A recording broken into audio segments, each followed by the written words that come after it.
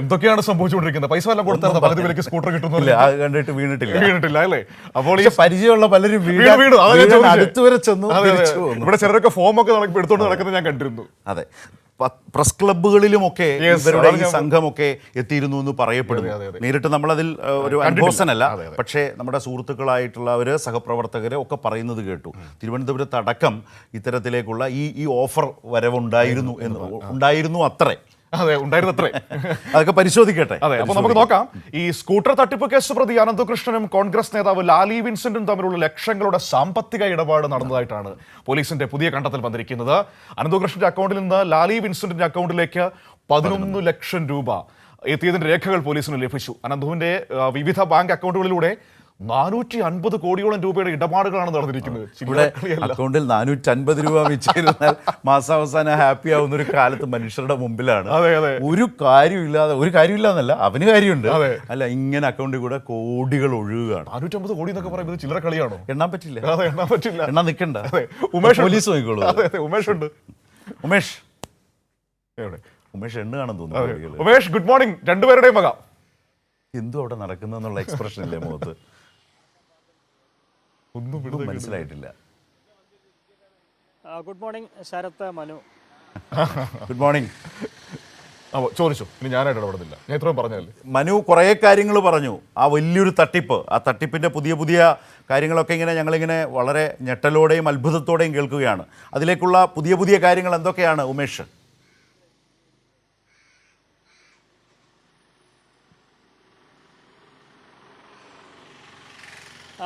ശരത്ത്, ഏറ്റവും ഒടുവിലായി നമ്മൾ പറഞ്ഞ വിവരം, അതായത് ഈ കോൺഗ്രസ് നേതാവ് ലാലി വിൻസെൻറ്റുമായുള്ള ബന്ധത്തെക്കുറിച്ചൊക്കെ കഴിഞ്ഞ ദിവസങ്ങളിൽ വിവരങ്ങൾ വന്നതാണ്. ഇത് കുറെ കൂടി ഗൗരവം ആണ് എന്നുള്ളത് പോലീസ് കാണുന്നു. കാരണം സാമ്പത്തിക ഇടപാടുകൾ ഇരുവരും തമ്മിൽ നടന്നിട്ടുണ്ട് എന്നുള്ളതാണ് ഏറ്റവും ഒടുവിലായുള്ള കണ്ടെത്തൽ. പോലീസ് പരിശോധിച്ചതനുസരിച്ച്, പോലീസിൻ്റെ കയ്യിൽ ലഭിച്ച രേഖയനുസരിച്ച് 11 ലക്ഷം രൂപ അനന്തകൃഷ്ണൻ്റെ അക്കൗണ്ടിൽ നിന്ന് ലാലി വിൻസെൻറ്റിൻ്റെ അക്കൗണ്ടിലേക്ക് എത്തിയിട്ടുണ്ട് എന്നുള്ളതാണ് ലഭിച്ചിരിക്കുന്ന വിവരം. ഇതിൽ കൂടുതൽ സാമ്പത്തിക ഇടപാടുകൾ ഇവർ തമ്മിൽ നടന്നിട്ടുണ്ടോ എന്നുള്ളത് പരിശോധിച്ച് വരികയാണ്. അതൊരു വശത്ത് നിൽക്കുന്നു.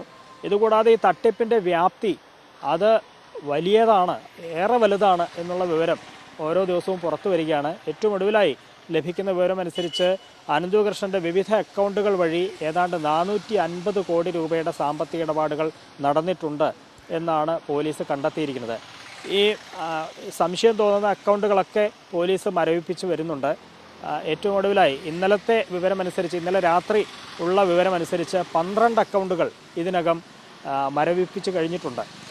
പക്ഷേ ഒരു പ്രശ്നം ഉള്ളത്, ഈ അക്കൗണ്ടുകളിൽ ഏതാണ്ട് 1-2 അക്കൗണ്ടുകളിലായി 3.25 കോടി രൂപയാണ് ഈ അനന്തകൃഷ്ണൻ്റെ അക്കൗണ്ടിലുള്ളതായി കണ്ടെത്തിയിട്ടുള്ളത്.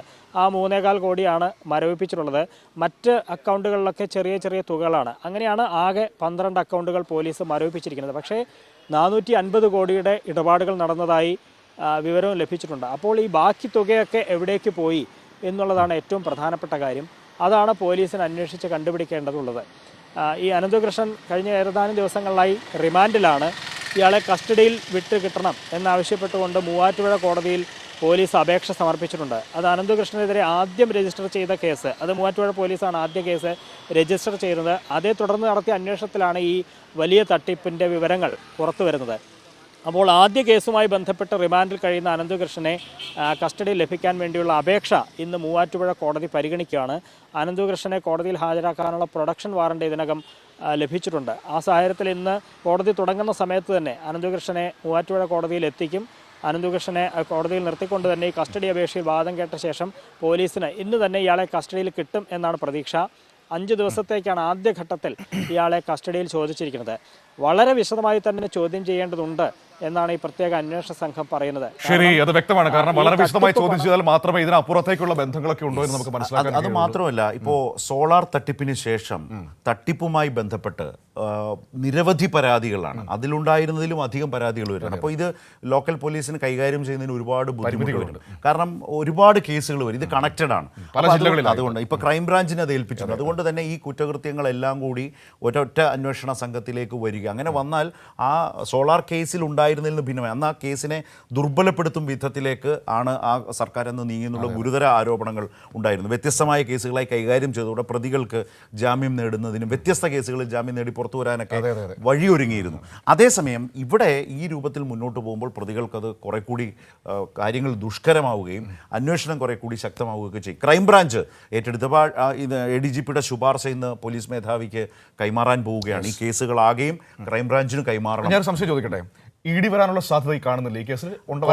കൊടകരയുടെ ഒരു ഛായയും ലക്ഷണവും ഒക്കെ ഇതിനുള്ളത് കൊണ്ട് തന്നെ തൽക്കാലം അത്ര വലിയ പ്രതീക്ഷ വെക്കരുത്. വെയിറ്റ് ചെയ്യും.